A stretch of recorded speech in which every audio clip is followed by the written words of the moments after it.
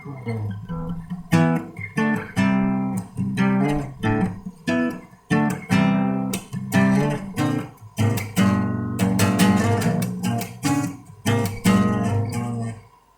मेरे गिटार को तो ट्यूनिंग की ज़रूरत है। अगर आप लोगों की भी गिटार को ट्यूनिंग की ज़रूरत है तो फिर आ जाएं। फिर आज का सेशन हम लोग गिटार ट्यूनिंग पे रखते हैं। So let's get started.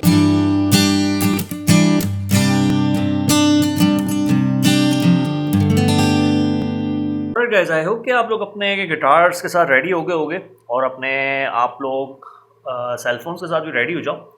आज हम लोग जिस एप्लीकेशन पे हम लोग सीखेंगे, इस एप्लीकेशन का नाम है गिटार ट्यूना। गिटार ट्यूना के नाम से एप्लीकेशन है। ये आप लोगों को प्ले स्टोर में बहुत आसानी से मिल जाएगी। आप लोग जस्ट टाइप करोगे गिटार ट्यूनर के नाम से, आप लोगों को then and there guitar tuner के नाम से ये एप्लीकेशन मिल जाएगी। इसका इंटरफेस आप लोग चेक कर सकते हो। अच्छा, इसके इंटरफेस के बारे में थोड़ा बहुत आप लोगों को बताता चलूँ। इसका इंटरफेस अगर आप लोग देखो तो इसमें एक गिटार का पूरा हेड स्टॉक बना हुआ है, जिसे हम लोग ट्यूनिंग हेड भी कहते हैं। गिटार के ट्यूनिंग हेड भी कहलाता है। अब इसमें आप लोग देख रहे होगे कि ये ऊपर एक सर्कल मूव ऑन मूव हो रहा है। मैं जैसे कुछ भी बोल रहा हूँ, क्योंकि ये सेंस कर रहा है साउंड को। जैसे अगर मैं स्ट्रिंग के साउंड को सेंस करवाऊंगा तो ये सेंस करेगा।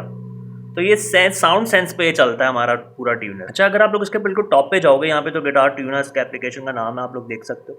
और अगर आप लोग इस साइड पे जाओगे यहाँ पे, तो यहाँ पे लिखा हुआ है ऑटो। अगर मैं इसको ऑफ कर दूंगा तो ये अब ऑटो से ऑफ हो चुका है। अब ये सेंस सिर्फ ई स्ट्रिंग को ये पकड़ेगा। अगर मुझे सेंस को करवाना है कि ए स्ट्रिंग को करे तो ये ए स्ट्रिंग को ट्यून करेगा। अगर मुझे अब इसको मैनुअली प्रेस करना पड़ेगा, इसके इंडिविजुअल कीज को। लाइक अगर मुझे डी को ट्यून करना है तो डी को क्या करेगा ये, और अगर मुझे जी को ट्यून करवाना है इससे तो ये जी को ट्यून करेगा। स्पेसिफिक स्ट्रिंग को ये करेगा। बी को मुझे सिर्फ करना है तो बी को ट्यून करेगा।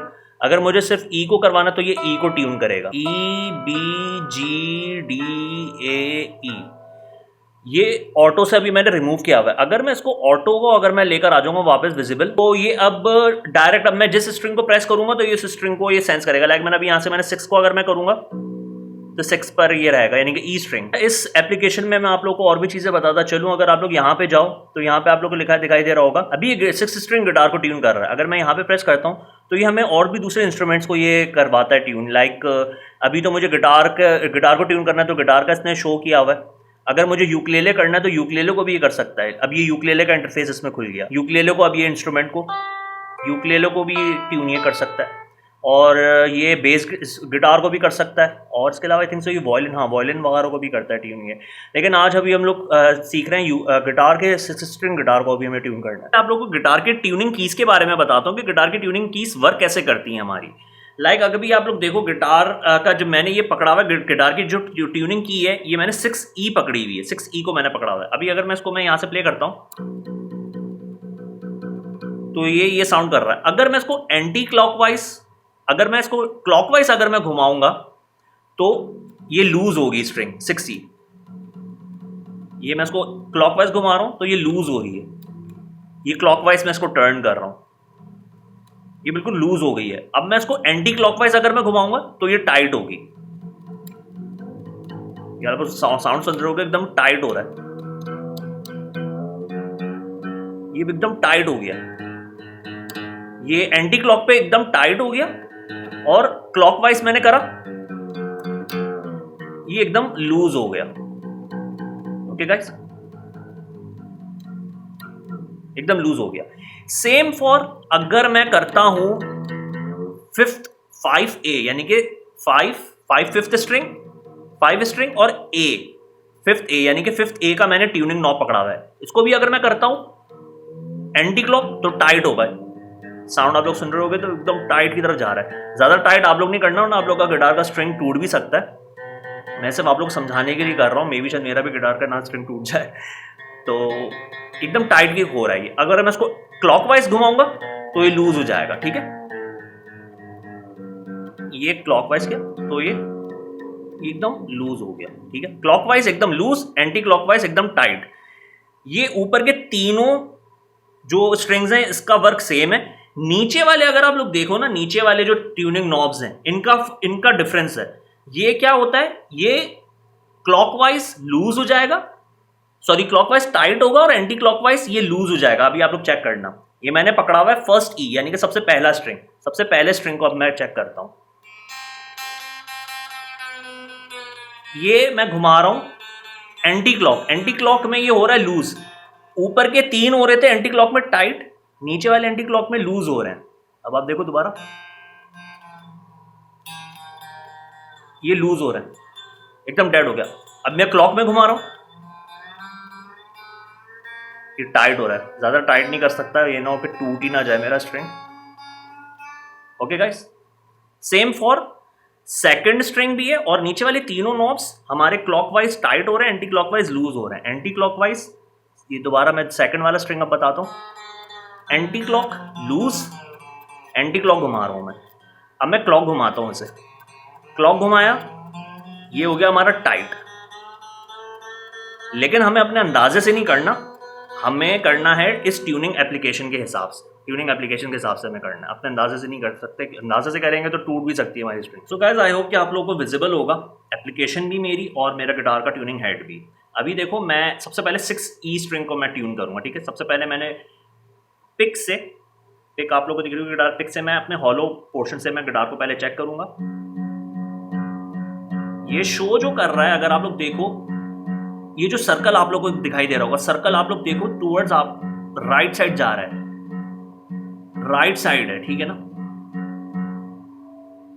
यानी कि राइट साइड है और ये ई को शो कर रहा है। आप लोग देखो, सर्कल शो कर रहा है, ये आप लोग को सर्कल दिखाई दे रहा होगा, ये अपवर्ड, ये ट्यून डाउन है, ये ट्यून डाउन लिखा दिखाई दे रहा है इसमें, यानी कि आपकी अभी ट्यून डाउन हुआ हुआ है। अब मैं यहां से अपना ट्यूनिंग नॉब में घुमाता हूं, मुझे सर्कल को सेंटर में लेकर आना है। ये जो सेंटर आप लोगों को दिखाई दे रहा है, इस सेंटर पे मुझे लेकर आना है सर्कल को, तो मेरा गिटार ट्यून होगा। इसको मैंने थोड़ा सा और मुझे इसको कम लेके जाना है, ये डी की तरफ जा रहा है, डी की तरफ नहीं, ये इसको मैंने थोड़ा सा और किया कम।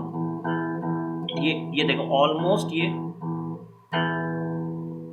आप लोगों को ग्रीन लाइन दिखाई दे रही है और एक साउंड भी सुनाई दे रहा होगा, ये आवाज भी आ रही होगी, ग्रीन लाइन भी आप लोगों को दिखाई दे रही होगी, यानी कि मेरा ई स्ट्रिंग ट्यून हो गया। अब मैं अगर इसको मैं लूज कर दूंगा तो ये लूज हो जाएगा, लूज की तरफ चला जाएगा,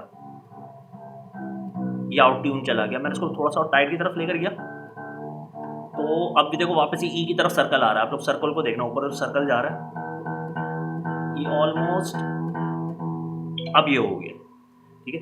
अब मैं इसी तरह से फिफ्थ स्ट्रिंग को भी मैं करता हूँ।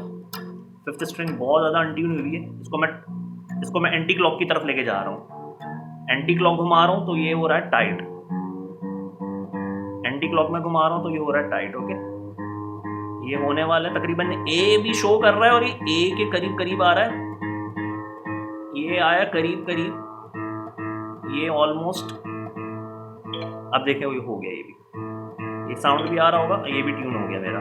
फिफ्थ ए भी मेरा ट्यून हो गया, देखो साउंड आ रहा है, ये हो गया ट्यून। अब आप ये देखो, दोनों मेरे ई और ए पे ग्रीन ग्रीन सर्कल भी हुआ है, यानी कि दोनों के दोनों मेरी स्ट्रिंग ट्यून हो चुकी हैं। अगर आप लोग यहाँ पे गौर से देखो, यहाँ पे अगर आप लोग देखो, ई पे भी सर्कल हुआ है ग्रीन और ए पे भी ग्रीन सर्कल हुआ है, यानी कि मेरी दोनों की दोनों स्ट्रिंग ट्यून हो चुकी हैं। अब मैं आ रहा हूँ फोर्थ स्ट्रिंग पे, यानी कि डी स्ट्रिंग, फोर्थ स्ट्रिंग और डी अल्फाबेट पे यहाँ पे लिखा हुआ है डी। अब इसको भी मुझे टाइट करना है, यानी कि एंटी क्लॉक घुमाना है, ये लूज हुई भी थी, ये आया डी की तरफ ऑलमोस्ट, अब ये आ रहा है, ये मैंने ऑलमोस्ट किया, और थोड़ा सा और करना है, मैं टाइट थोड़ा सा और लेके जाना है, ये ऑलमोस्ट हो गया, पूरा पूरा ट्यून हो गया, डी भी हमारी ट्यून हो गई है। ओके गाइस, अब हमें जाना है जी स्ट्रिंग। जी स्ट्रिंग मैंने जी वाली मारी है, थर्ड स्ट्रिंग और जी स्ट्रिंग, 3G। ओके, अब मैं इसको करता हूं क्लॉकवाइज। क्लॉकवाइज करूंगा तो ये होगा,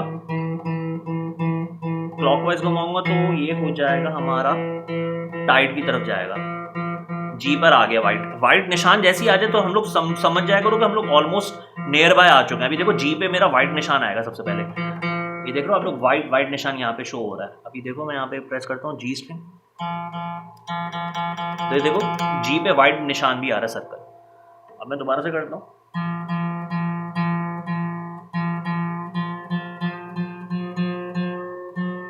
अब आप लोग ये चेक करो, ये ऑलमोस्ट, इसको मुझे क्लॉकवाइज में घुमा रहा हूँ तो ये टाइट हो रहा है, ये ऑलमोस्ट हो रहा है,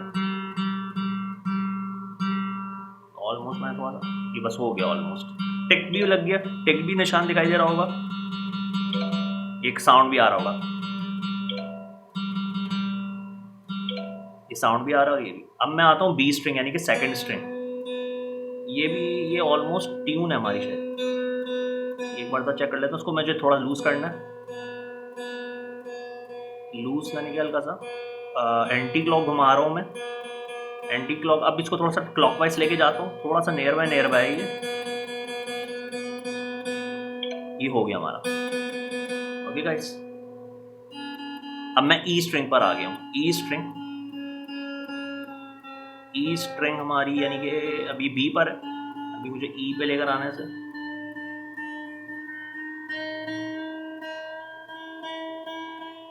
इसको मैं क्लॉकवाइज घुमा रहा हूँ तो टाइट हो रहा है, थोड़ा सा बाहर चला गया ऊपर। अगर आप सर्कल देखो तो मैं थोड़ा सा अंदर लेके जाना है, ये हो गया हमारा।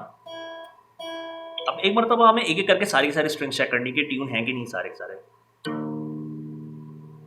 ई स्ट्रिंग मैंने अभी शुरू से चेक किया, ऊपर वाला सबसे ऊपर 6th स्ट्रिंग थोड़ा सा आउट है, उसको थोड़ा सा मैंने और टाइट किया, थोड़ा सा और टाइट करो आप लोग, ये करा, ये हो गया ट्यून। अब मैं 5th स्ट्रिंग चेक करता हूँ एक मरतबा फिर से,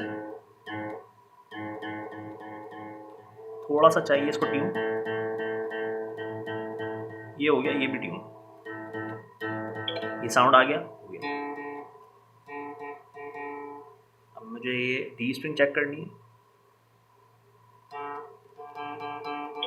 ये भी हो गया। ओके गाइस,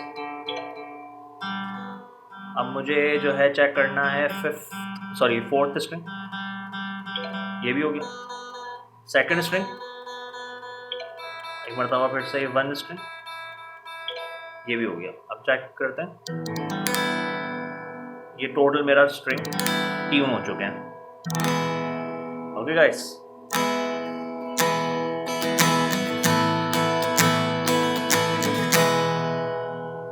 आई होप कि आप लोगों को ये वीडियो काफ़ी हेल्प आउट की होगी, और अगर आप लोगों को हेल्प आउट की है तो give it a like, thumbs up, और शेयर ज़रूर कर दीजिएगा, और सब्सक्राइब भी ज़रूर कर दीजिएगा मेरे चैनल को, और बेल आइकन भी लाजमी आप लोगों ने प्रेस कर देना है। आप लोगों से मुलाकात होती है हमारे अगले वीडियो में। Till then take care and अल्लाह हाफ़िज़।